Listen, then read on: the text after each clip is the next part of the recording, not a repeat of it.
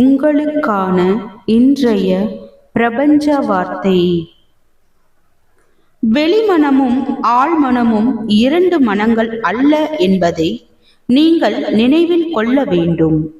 அவை ஒரு மனதிற்குள் அமைந்துள்ள இரு செயற்களங்களே. பகுத்தறியும் மனம்தான் உங்கள் வெளிமனம். மனதின் இப்பிரிவுதான் உங்களுக்கு வேண்டியதை தேர்ந்தெடுக்கும். உதாரணமாக, நீங்கள் உங்களுடைய புத்தகங்களையும் வீட்டையும் வாழ்க்கை துணையையும் தேர்ந்தெடுப்பதை குறிப்பிடலாம். நீங்கள் உங்களது எல்லா முடிவுகளையும் வெளிமனதின் மூலமாகத்தான் எடுக்கிறீர்கள். மறுபுறத்தில் உங்களது முனைப்பான தேர்வு ஏதுமின்றி உங்கள் இதயம் தானாகவே இயங்க வைக்கப்படுகிறது.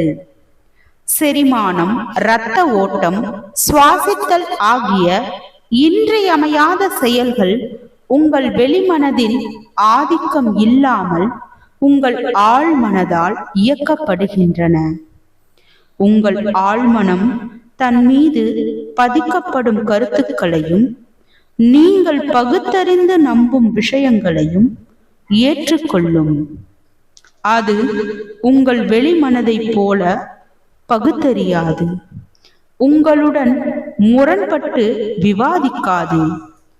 உங்கள் ஆழ்மனம் நல்ல விதைகளோ கெட்ட விதைகளோ எல்லா விதமான விதைகளையும் ஏற்றுக்கொள்ளும் ஒரு செழிப்பான நிலத்தை போன்றது. நல்லதையே விதைப்போம். வாழ்க வளமுடன்.